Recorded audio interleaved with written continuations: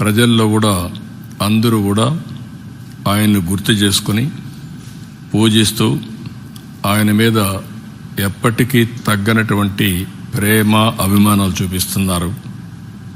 మనందరం ఒకసారి ఆలోచిస్తే మనది ఒక పుణ్యభూమి.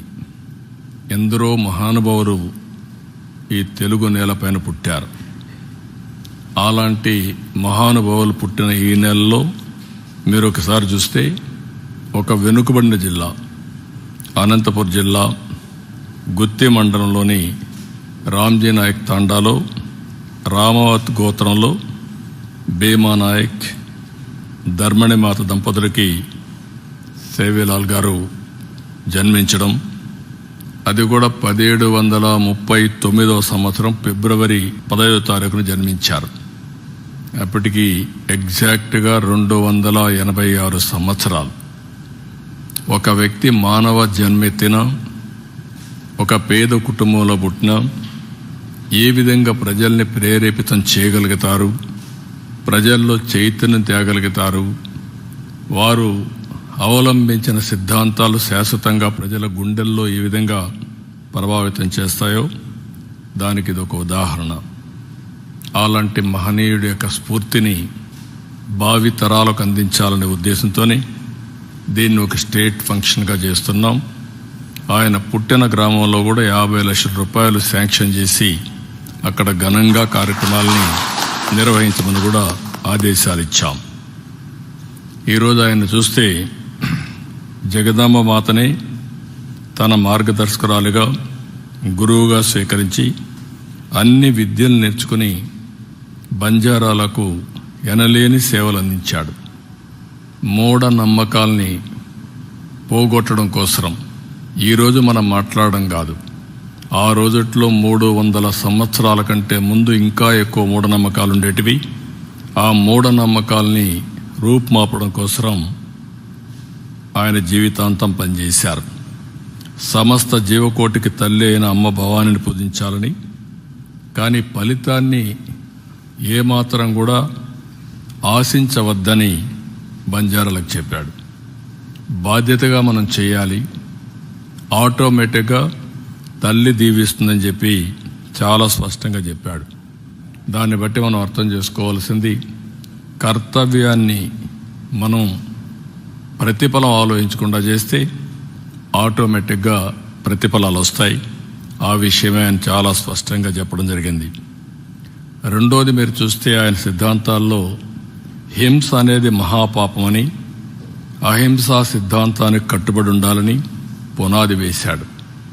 మహాత్మా గాంధీజీ తర్వాత మీరు ఒకసారి ఆలోచిస్తే అహింస విధానంతోనే మనకు స్వాతంత్రం తీసుకొచ్చారు. అంటే ఆయన కంటే ముందే సేవాలాల్ మహారాజ్జీ ఉద్బోధించారు. దాన్ని గాంధీజీ వీళ్ళంతా ఆచరించి దేశానికి విముక్తి కలిగించారు. ఇంకొక పక్కన చూస్తే ఆ రోజుట్లోనే బ్రిటిష్ అధికారులు, అన్య మత పాలకులు బంజారాలను కూడా ఇబ్బందులు పెడుతూ మతాల్ని మార్చమని కూడా ఒత్తిడి తీసుకొచ్చే పరిస్థితి ఉంటే ఆయన చాలా దృఢంగా సంకల్పం చేసి ముందుకు పోయేవారు. అందుకే శ్రీ సేవాలాల్ ప్రజల కోసం చేసిన అనేక ఉద్యమాలు చేశారు. 1-2 కాదు, అనేక ఉద్యమాలు చేశారు. వీటిలో పేరీ ఫర్ ఒకటి. పేరీ అంటే మత మార్పిడులు పూర్తిగా అరికట్టడం, ధర్మ ప్రచారం, ఆర్థిక సంస్కరణలు, క్షేత్ర ధర్మాన్ని రక్షించడం.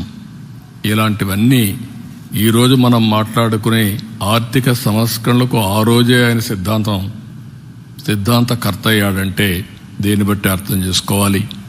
ఒక విజనరీ కూడా. ఇంకొక పక్కన మీరు చూస్తే ఆయన ఒక ఆంధ్రప్రదేశ్ రాష్ట్రానికే కాదు, మన రాష్ట్రంలో పుట్టాడు, కానీ మహారాష్ట్రలో అంతిమ గడియలు అక్కడ వదిలిపెట్టాడు. ఆయన దేశమంతా కూడా తిరిగి విద్య, వైద్యం ఏ విధంగా ఉండాలి, ఎన్నో విద్యాలయాల్ని, అదే మరి ఆరోగ్య కేంద్రాలని ఏర్పాటు చేయడానికి దోహదం చేశాడు. సమాజంలో మానవత్వం, సాధారణ జీవితాన్ని గడపడం, అహంకారం లేకుండా ఉండడం, పేదలకు సేవలు చేయడం, ఆయన చూపించినటువంటి సత్యాలు మనకు. ఆ మార్గాన్ని అందరంగా అవలంబిస్తే తద్వారా సమాజానికి ఎంతో మేలు జరుగుతుంది. ఆ విషయం కూడా గుర్తుపెట్టుకోవాల్సిన అవసరం ఉంది. ఈరోజు ఈ ప్రభుత్వాన్ని కూడా మీరు ఒకసారి ఆలోచిస్తే అందరి మనోభావాల్ని కాపాడుతూనే సమాజ హితం కోసం పనిచేస్తాం. ఈరోజు అందుకే నేను ఒక మాట చెప్పాను.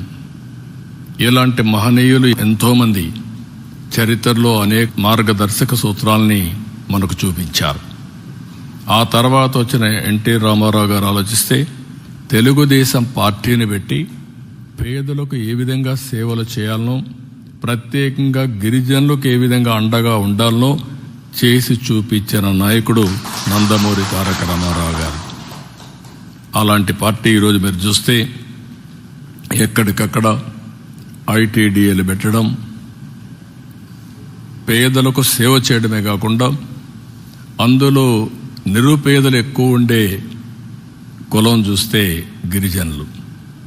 అది ఏజెన్సీలో ఉండే కొండ ప్రాంతాల్లో ఉండే గిరిజనులు కావచ్చు, మైదానంలో ఉండే గిరిజనులు కావచ్చు.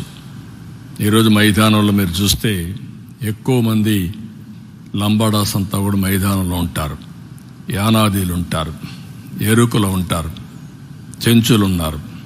ఇలాంటి కొన్ని గిరిజనుల్లో బాగా వెనుకబడిన వాళ్ళు కూడా మైదానంలో ఉన్నారు. అదే మరి ఏజెన్సీ ఏరియాలో కూడా మీరు చూస్తే అనేక రకాలుగా అనేక కులాలు ఉన్నాయి. వాళ్ళలో కూడా చాలా వెనుకబడినతనం ఉంది. ఈరోజు మనం అన్నీ కూడా మనం గుర్తుపెట్టుకోవాల్సింది, ఆ రోజు ఆయన చెప్పింది నగ్న సత్యం.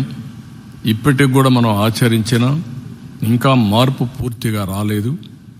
అలాంటి మహనీయులు ఆశించినటువంటి మార్పు కోసం నాంది పలుకుదాం. అలాంటి మహనీయుల యొక్క స్ఫూర్తిని ఒకసారి మనం అందరం కూడా ఆలోచించుకొని మళ్ళీ పునరంకితం అవుదాం.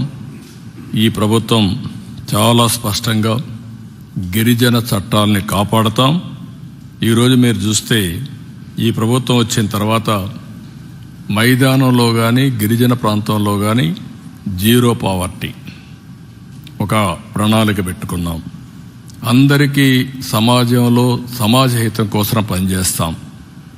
ఎక్కువ పేదలు ఎక్కడున్నారో ఆ వర్గానికి ఎక్కువ సేవలు అందించాల్సిన అవసరం ఉంది. ప్రత్యేక కార్యక్రమాలు చేపట్టవలసిన అవసరం ఉంది. అందుకే ఈ ప్రభుత్వం ఆలోచించాం. P4 అనే పాలసీ కూడా తీసుకొచ్చాం. మార్చి తెలుగు ఉగాది రోజున ఈ కార్యక్రమానికి శ్రీకారం చుడతాం. అందులో మీరు ఒక్కసారి ఆలోచిస్తే గవర్నమెంట్కి అనేక కార్యక్రమాలు ఇస్తున్నాం. ఈరోజు సమాజం వల్ల చాలామంది డబ్బులు సంపాదించారు, సంపద సంపాదించారు. ఈరోజు ప్రభుత్వం మనమందరం మనుషులు లేకపోతే ఆర్థిక కార్యక్రమాలు ఉండవు. కానీ అలాంటిది ఆర్థిక సంస్కరణలు వచ్చిన తర్వాత P3 వల్ల, అంటే ప్రభుత్వం ప్రైవేట్ పార్ట్నర్షిప్లో కొంతమంది వచ్చారు. ఒక రోడ్డు వేశారు, ఒక ఇండస్ట్రీ పెట్టారు, ఒక కాలేజీ పెట్టారు, లేకపోతే ఒక ఎలక్ట్రిసిటీ డిపార్ట్మెంట్లో పనిచేశారు. అక్కడ పనిచేసి ప్రజలకు సేవలు అందాయి, కానీ వాళ్ళు కూడా డబ్బులు సంపాదించారు. కానీ ఈరోజు నేను ఆలోచించేది ప్రభుత్వం, ప్రైవేట్, ప్రజల భాగస్వామ్యంతో పేదరికం లేని సమాజాన్ని రూపొందించాలనేది నా సంకల్పం. ప్రభుత్వం ఇచ్చే కార్యక్రమాలు ఇస్తూనే ఉంటాం. అదే సమయంలో ఈ సమాజం వల్ల పైకొచ్చిన వ్యక్తులు కూడా సమాజం పట్ల తిరిగి వాళ్ళ రుణం తీర్చుకోవాలి. అది ఈ కాన్సెప్ట్ నేను తీసుకొస్తున్నాను. ఒక వ్యక్తికి శక్తి ఉంటుంది, తెలివితేటలుంటాయి. 10 మంది ఉన్నారు ఆయన దగ్గర, 10 రూపాయలు ఉన్నాయి. మీరు ఒక 10 కుటుంబాలను, 100 కుటుంబాలను, 1000 కుటుంబాలను దత్తత తీసుకుని వాళ్ళల్లో ఉండే శక్తి సామర్థ్యాల్ని పైకి తీసుకొస్తూ వాళ్ళను కూడా మనతో సమానంగా పైకి తీసుకెళ్ళగలిగితే అది సమాజానికి ఉపయోగపడుతుంది. ప్రజలే మనకు ఆస్తి. నేను అందుకే మీ అందరూ చెప్తున్నా, ఒక దృఢ సంకల్పంతో పనిచేసిన వ్యక్తి, దూరదృష్టితో పనిచేసిన వ్యక్తి మనందరికీ దైవ సమానుడు, దేవునితో సమానంగా మనం పూజిస్తున్నాం. అదే సమయంలో ఆయన ఏ ఆశయాలకు అవసరమైతే పనిచేశాడో అవన్నీ నెరవేర్చే బాధ్యత మనందరం తీసుకోవాల్సిన అవసరం ఉంది. గిరిజనులందరినీ కోరుతున్నాం, అందులో ప్రత్యేకంగా లంబాడాస్ను కోరుతున్నాం, అందులో సమాజంలో ఉండే అందరినీ కోరుతున్నాం. ఇలాంటి మహనీయుడిని ఒకసారి తలుచుకుని మనం అందరం పునరంకితమై పేదరికం లేని సమాజం. నేను అందుకే ఒక మాట చెప్పాను, మీరు గుర్తుపెట్టుకోవాలి. Wealthy, healthy, happy.